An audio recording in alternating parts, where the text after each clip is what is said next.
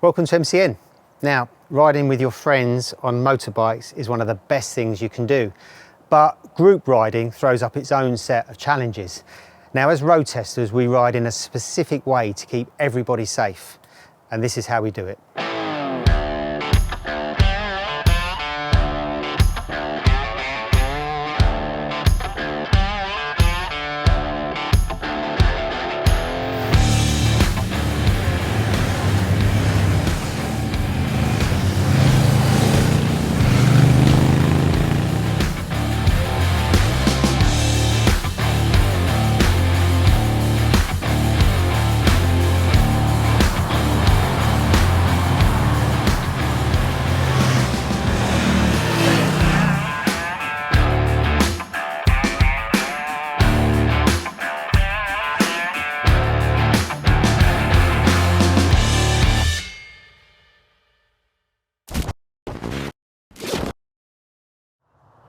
There are a couple of things we do as road testers to keep ourselves and everyone else around us safe. There's overtaking, which we'll come to in a minute, but first of all is the importance of riding staggered. Whether there's 2 of us, 4 of us, or 20 of us, we always ride staggered. The scenarios we do that will be when we do group tests, when we do big new model launches, and it's the way we ride when we're on motorways, on long kind of big A roads or B roads. This is the formation we do. Now there's a real good reason for this. So it's basically so everybody can see each other in their mirrors. Everybody can see the road ahead and everybody can see what's behind. So if there was a police car with sirens on or an ambulance behind us, you can see through all the gaps and you can see that something's coming. You can also make sure everyone's with you. I'll come on to sort of the riding pace in a minute, but generally when we ride together, we're all of a similar pace. So we all sort of go along in this red arrows formation. So the lead bike will always be to the right side of your lane if you're in the UK, left side of your lane if you're abroad. And by doing this in this formation, I can see all the bikes in the mirror, I can see behind, and it's nice and easy.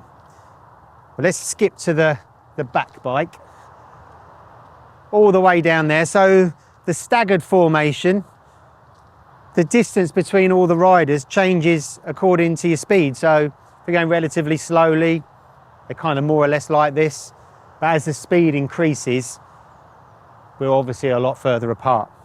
So now I'm on the back bike.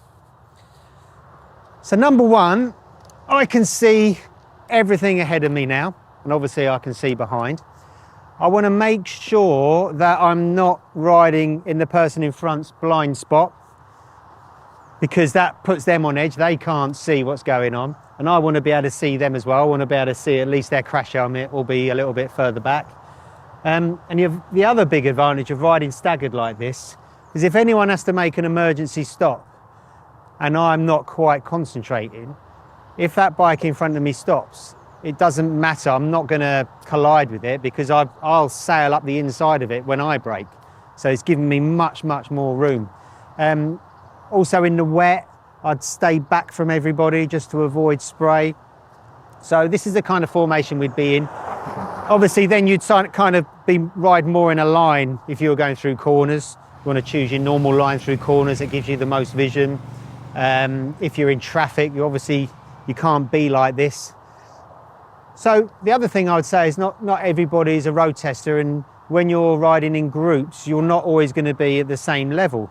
So it doesn't matter who's leading. It can be any one of you riders, and I suppose it depends what mood you're in as well. Sometimes you want to lead, sometimes you want to be back a little bit.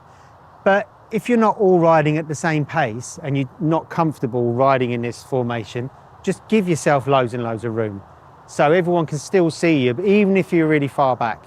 And the key is, don't feel like you've got to keep up with the group.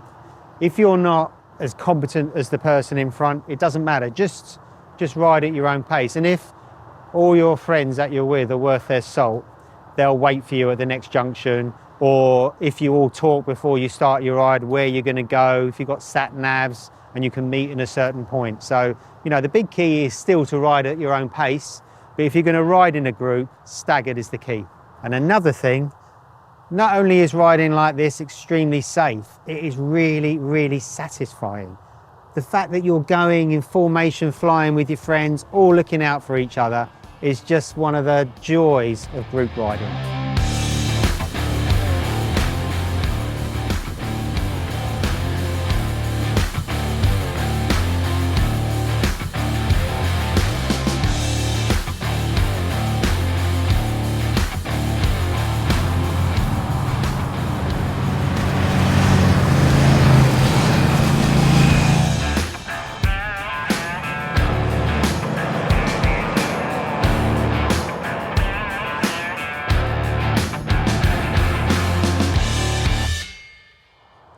The other big thing about group riding is not to upset other traffic.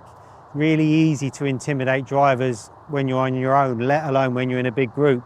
So one of the things to keep you safe and to keep everyone happy with your riding is to overtake in a very considered and a very friendly manner, so you're not making other people react to you. So you can see that we've set up this little demonstration. We've got 2 cars rolling along there, minding their own business, and you've got us 3 riders. So the key here is this grey car is not to make the grey car react to us or have to brake. So we want to overtake in a friendly way. So what we're going to show in a second is how bike number 1 is going to overtake, but bike number 2 isn't going to follow Emma into that space and make the grey car brake.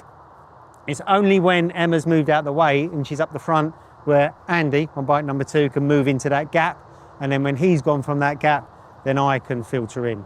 So you kind of got to think as well, as the lead rider's kind of carrying an invisible trailer. So I wouldn't even entertain going into that gap anyway, unless it was big enough, because with that invisible trailer, I don't want to be cutting off that grey car. So the riders are going to leapfrog between the gaps. So let's do a little very low speed demo to show you what we mean. So we're mocking up an overtaking scenario here in this lay-by with 2 parked cars. Obviously things will be a little bit different when we're out on the road, but this is the safest way to demonstrate it. So I've got Andy in front of me, I've got Emma in front of Andy, then we've got our 2 travelling cars. And when Emma sees that it's safe to overtake, she can leapfrog the first car, and Andy's going to wait and be patient until Emma's then gone past the first car. And then every rider in the group does a similar thing, so we're not making the grey car react. So let's see how that looks. So Emma's seeing that it's clear. She's pulling out, and then she's getting in front of the grey car. Andy's shuffle forward. I'm shuffling forward a little bit, paddling. And now Emma's seeing that it's safe to overtake the next car along. And then Andy, once he sees that Emma's back in, now knows that it's clear to go between these 2 cars, and I'm patiently waiting. I'm not going to pile in behind Andy because it's going to cause him to react badly and all the cars around. And then when Andy sees that it's clear, he's going to get past the car, make sure he gets all the way past, and then once he's back in, there he goes. Now it's my time to shine, and I'm going to go between the cars and then repeat to fade.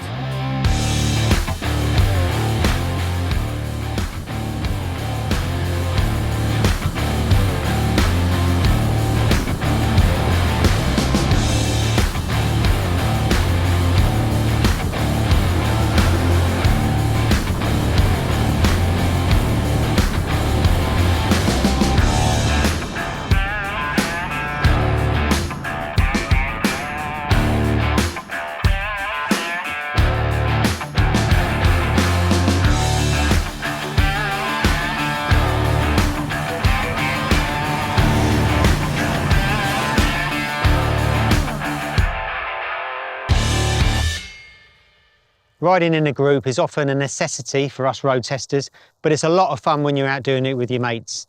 Now, if you can be really considerate by riding staggered and being really careful when you overtake, that goes a long way to making your ride much, much more enjoyable.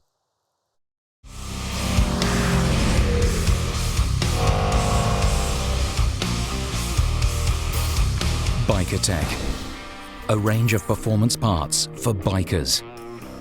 Introducing our high-grade chromium universal ball joint. Every piece a one-off, built for life from the finest chromium alloy. Bespoke fitted, which makes it perfect for reconnecting femurs to damaged hip joints. These are parts we don't want you to have, because bikes repair easier than bikers. See the range at bikeattackshop.co.uk.